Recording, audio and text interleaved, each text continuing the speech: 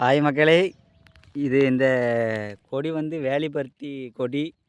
அந்த காய் காய் இங்கே பாருங்க, காய் எங்க இதில் காய் நிறைய இடந்து. இது வந்து வேலிப்பருத்தி அப்படிம்பாங்க. இது வந்து எதுக்குன்னா மருவு, வேறு இந்த ஆணிக்கால் அப்படிம்பாங்கல்ல, அதுக்கெல்லாம் இது ஒரு வாரம் இந்த பால் மாதிரி வரும்டா. வருது பாருங்க, அந்த காய் தாண்டா போடணும். இந்த பால் மாதிரி வந்தாலே போதும்.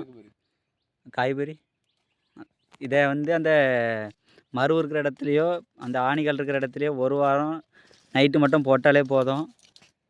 அந்த ஆணிக்கால் எல்லாமே சரியாயிரும். பாருங்கள், இதோட காய், இதுலேயும் பால் நிறைய வரும்.